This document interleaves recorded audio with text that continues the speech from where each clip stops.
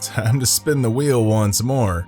A new season of anime is about to drop on our collective faces and smother us in a bukkake of who knows what, and I'm somewhat optimistic considering the lineup. Which means I had to pick shows, so I'm using my usual method. Of course, monitoring a number of regions across the globe, sharing names with shows, and tallying up the death toll from COVID-19, and whichever had the most were my winners. Was that too soon? Wash your hands, kids. Damn, did I get some winners this time around. Kami no To takes the idea of Maiden Abyss and literally flips it on its head by climbing up instead of down, fucking groundbreaking I know, and slapping a generic shonen motif on the whole mess. Tamayomi's a generic sports anime, but with girls this time around. Kakushigoto looks like a wholesome story about a dad trying to hide his pervy career from his daughter. Listeners is Mappa trying to be experimental with sci-fi and music. Nami yo Kiite Kure sounds like a hot mess broadcast to the masses, but in a good way. Arte is an underdog story about a girl in the Renaissance wanting to be a painter, which is scoring some uniqueness points already. Honzuki no Gekokujou Shisho ni naru tame ni wa Shudan o irande iraremasen finally dropped its season 2, and you'd be surprised how much easier that show's name has gotten to say. Galto Kyouryuu is a fever dream about a girl and a dinosaur living together, but what else do you expect from the studio behind Pop Team Epic? Yesterday Utatte is Doga Kobo's offering into the drama category and should be a decent watch. Shacho Battle no Jikan desu seems like it'll have all the fun of a pay-to-wait game broadcast on television. Gleipnir looks like some ecchi monster story with some sadist jokes. Jashin-chan Dropkick is back because we couldn't get enough cathartic release, and maybe we were the sadist all along.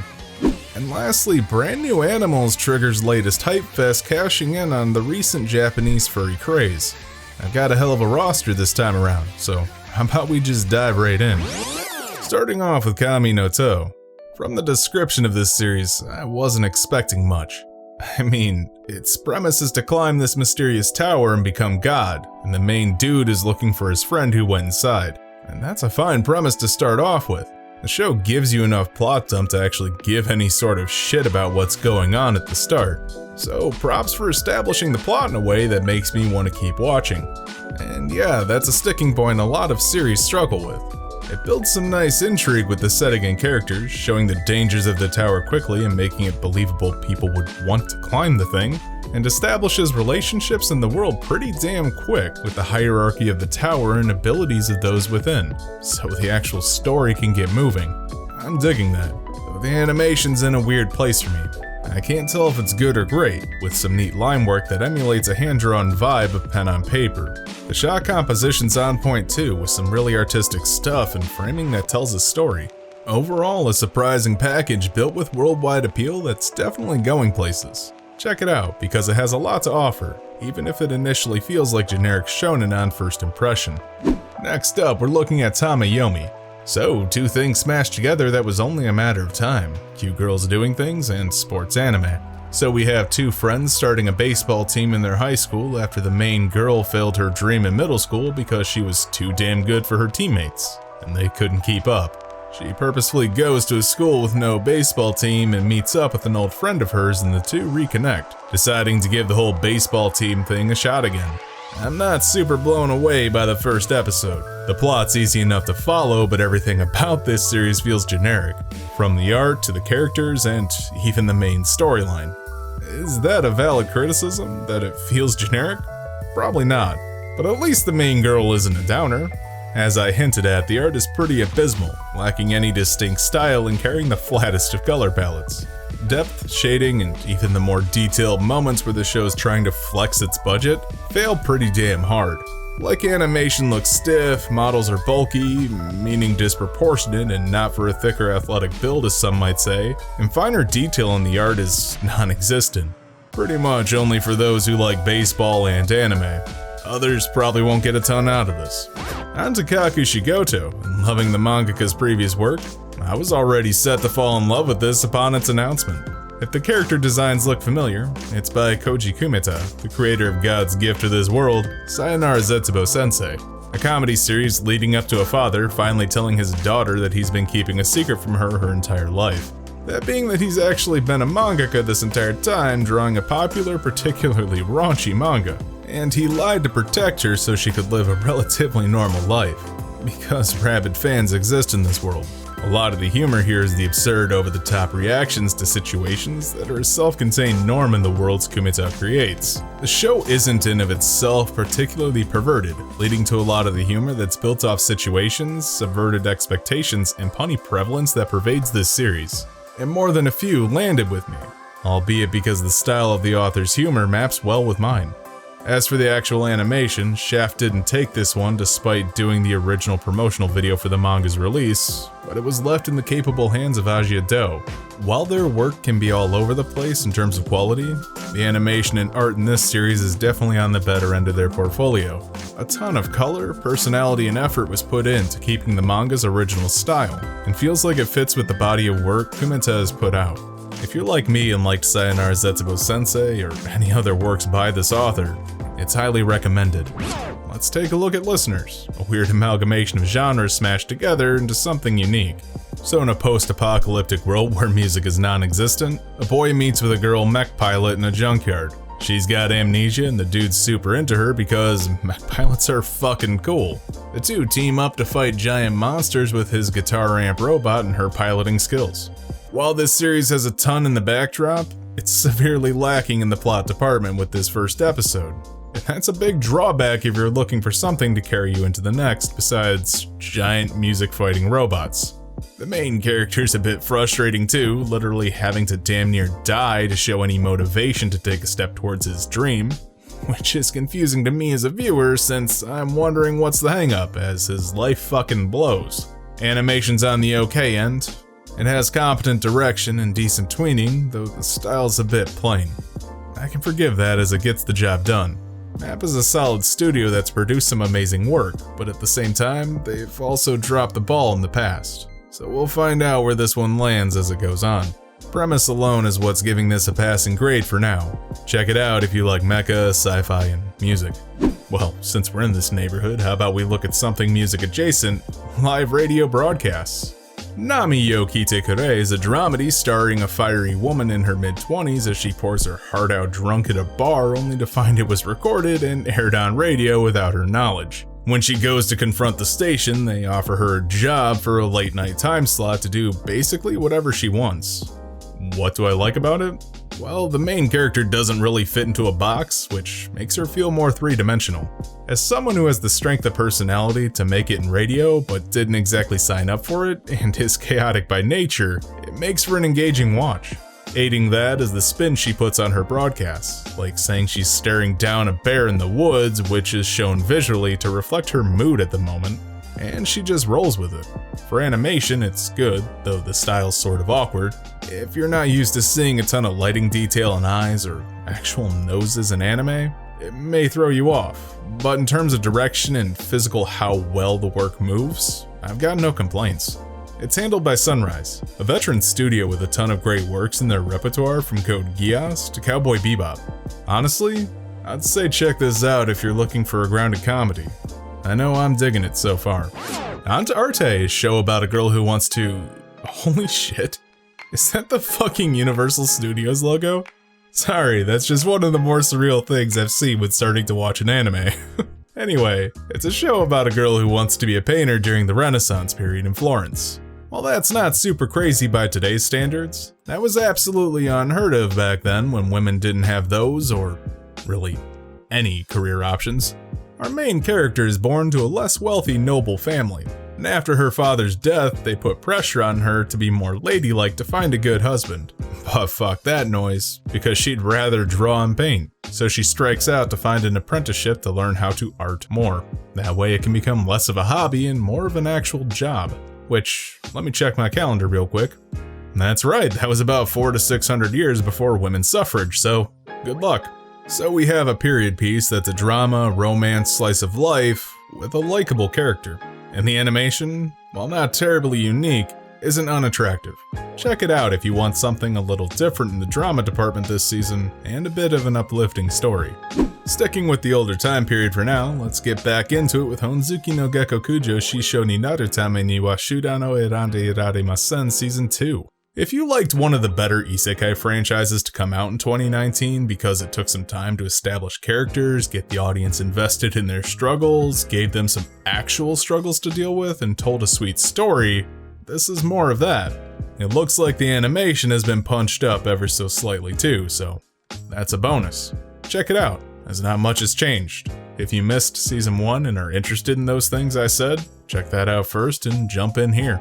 Alright, things have been a little too normal so far, so let's get a bit crazy with Galto Kyouryuu, or My Roomie is a Dino, which is, as it sounds, about a young girl living with a dinosaur she found while wasted.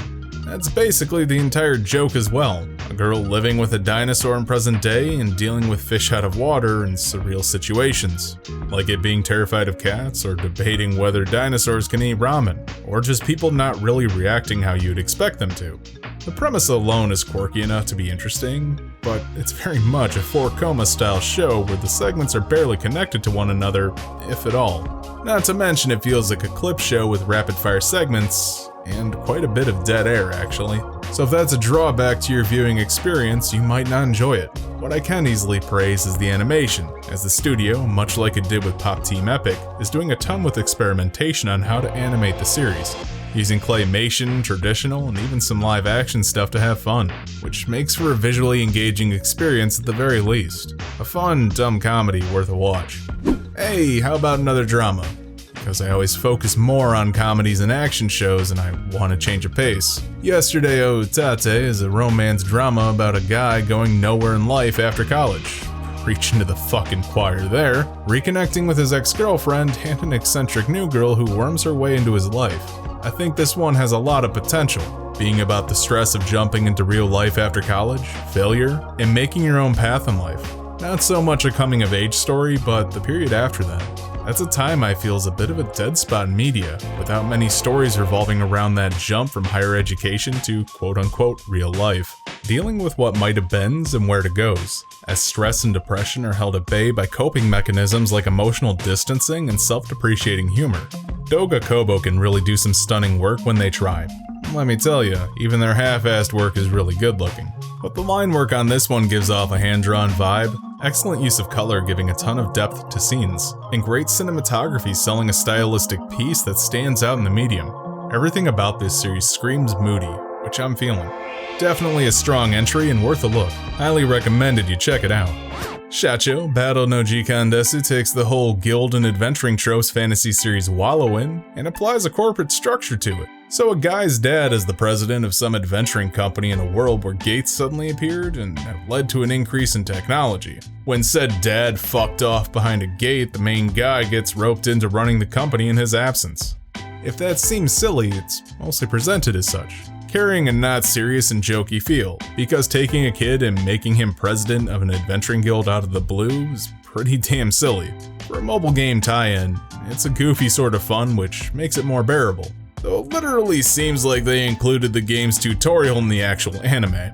And speaking in terms of anime, the animation is pretty bog standard and doesn't distract, so I'm pretty neutral to it. If you need something stupid with a few laughs and girls to fawn over, or just to kill some time this season, I guess give it a watch.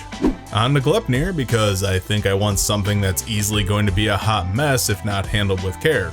A high school boy suddenly finds himself turned into a monster, and a sadistic girl at his school finds out about it after he saves her from a suicide attempt and thus uses him to get her kicks from there on. Slap on some generic battle for a MacGuffin thing where the two have to team up and there you go. And if all of that sounds cool, add in that he looks like a shitty mascot character as a monster, a big dose of ecchi, and some shitty jokes about said ecchi. So when mixing serious, dark, ecchi, and comedy, you need to tread a fine line where the comedy doesn't undercut the dark, serious stuff, like an existential crisis to peeling off a girl's panties in the blink of an eye, and I really just don't get it from there. But either way, it sets up intrigue in its plot at least, so there's something to follow. I think there's some effort put into the style and character designs, and the animation itself isn't awful. Honestly, it looks pretty good in motion, but the color palette is too similar. A lot of neutral tones lead to an overly broody mood for a series that's trying to have a varied genre tone. It's okay in its first episode, so we'll see where it goes.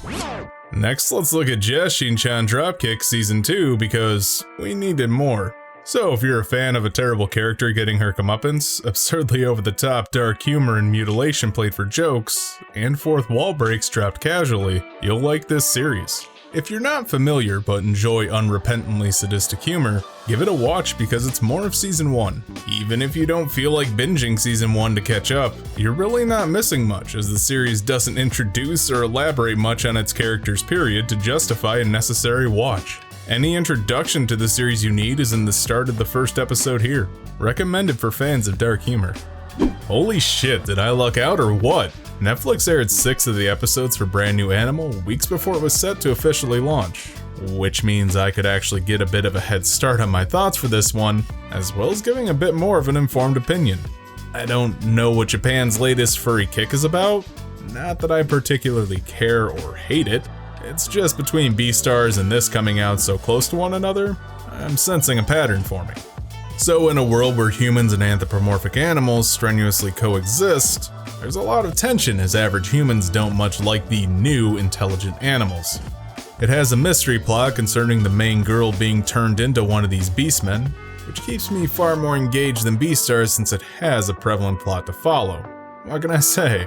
It's hard to keep my attention unless the show's snapping its metaphorical fingers at me every 2 seconds.